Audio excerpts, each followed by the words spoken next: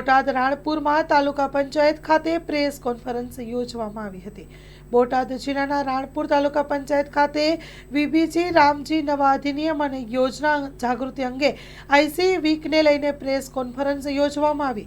તાલુકા પંચાયતના પૂર્વ પ્રમુખ અને સદસ્ય વિનોદભાઈ સોલંકી, સામાજિક ન્યાય સમિતિના ચેરમેન હીરાભાઈ ખાણિયા યોજનાની વિગતવાર માહિતી આપી હતી। સ્ટોરી રિપોર્ટ બાય વિપુલ લુહાર, બોટાદ। વિનોદ રમેશભાઈ સોલંકી, પૂર્વ પ્રમુખ રાણપુર તાલુકા પંચાયત અને સદસ્ય તાલુકા પંચાયત રાણપુર।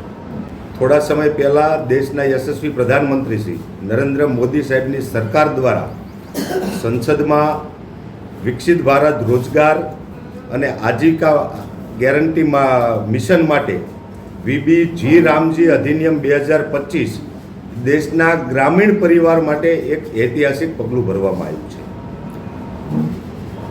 વીબીજી રામજી યોજના એ દેશના કરોડો પરિવારને આવનારા સમયમાં ખૂબ જ કામદાર નીવડવાની છે। ત્યારે આ વીબીજી રામજી યોજનાની અંદર ગ્રામીણ વિસ્તારની સુખાકારી માટેના તમામ કામો આમાં આવરી લેવામાં આવ્યા છે। વીબીજી રામજી યોજનામાં ખાસ કરીને ગ્રામ્ય કક્ષાએ જળ સંચયના કામો, ખેડૂતોના વ્યક્તિગત કામો, ખાસ કરીને ખેડૂતોની જમીન સુધારણાના કામો, કેટલ શેડ બનાવવાના કામો, ખેતરને આજુબાજુમાં પાળા બનાવવાના કામો અને ખાસ કરીને હાલમાં જે જરૂરિયાતો છે એવા ઘાસચારાના કામો પણ થઈ શકે એવું આમાં વીબીજી રામજી યોજનાની અંદર ખાસ કરીને આવરી લેવામાં આવ્યા છે। આ યોજનાથી લોકોને શું ફાયદો અને કેટલો ફાયદો થશે? ખાસ કરીને પહેલાં મનરેગા 2005માં જ્યારે આયોજનમાં લેવામાં આવ્યું હતું ત્યારે એમાં 100 દિવસની રોજગારી આપવામાં આવતી। આ વિકસિત ભારત જી રામજી યોજનાની અંદર 125 દિવસની રોજગારી આપવામાં આવશે।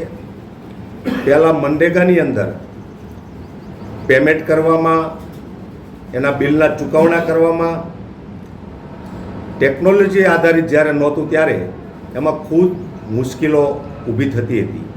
પરંતુ વિકસિત ભારત વીબીજી રામજી યોજનાની અંતર્ગત ટેકનોલોજી અને એઆઈ આધારિત ટેકનોલોજીમાં એનો સમાવિષ્ટ કર્યો છે અને ખાસ કરીને પ્રધાનમંત્રી ગતિશીલ સાથે આને જ્યારે જોડવામાં આવ્યું છે ત્યારે આની અંદર જે લોકો પણ 125 દિવસની રોજગારી મેળવશે, ખેડૂતોના વ્યક્તિગત કામો લેવામાં આવશે અને જે કામો આ યોજના અંતર્ગત થશે એમને સમયસર પેમેન્ટ મળશે, ખૂબ ટૂંકા સમયમાં પેમેન્ટ મળશે, ક્યાંય કોઈ તકલીફ નહીં પડે અને ખાસ કરીને શ્રમ, આજીવિકા અને ઇન્ફ્રાસ્ટ્રક્ચરના કામો આમાં જોડવામાં આવ્યા છે।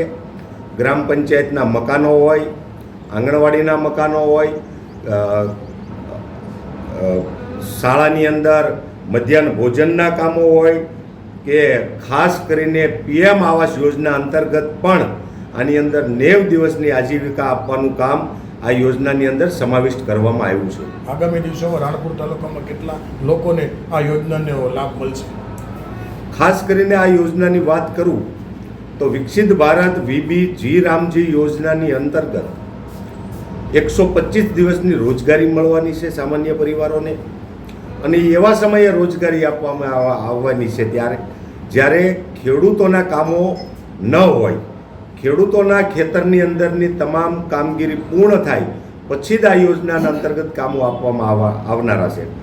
જેમ કે જ્યારે ખેડૂતોના કામો ચાલુ હોય ત્યારે આ યોજના બંધ રાખવી અને ખેડૂતોના કામોમાંથી જ્યારે શ્રમ કરતા પરિવારો જ્યારે ફ્રી થાય ત્યારે 125 દિવસની રોજગારી આપવામાં આવશે અને એના અંતર્ગત વિવિધ ઘણા બધા કામો જે શ્રમ કરનારા પરિવારને તો કામ લાગશે પણ વિકસિત ભારત 2047નું જે સપનું છે એ સપનું સાકાર કરવા માટેના એ સામાન્ય પરિવારના હોય, ખેડૂતોના હોય, ગ્રામ વિકાસના હોય, ગામોના વિકાસના હોય, સામાન્ય પરિવારના વિકાસના કામો હોય કે હરેક પરિવારને લાગુ પડતા એવા ઇન્ફ્રાસ્ટ્રક્ચરના કામો હોય। મેં પહેલાં કીધું એમ સ્કૂલ, મકાનો, મધ્યાહન ભોજન, પ્રાથમિક શાળાઓ અને ગામને લગતા વિવિધ વિકાસના કામો એ પણ આ યોજનાને ખાસ કરીને આ યોજનામાં સમાવેશ કરવામાં આવ્યો છે. માં motor driving, safe and sure driving. Driving એ શોખ સાથે આપની મોટી જવાબદારી પણ છે. અમારા ઇન્સ્ટ્રક્ટર દ્વારા સચોટ અને સરળ માર્ગદર્શન. આપની રોજની તાલીમની માહિતી મેળવીને શું અધુરાશ છે એના ઉપર પૂરું ફોકસ કરાય છે.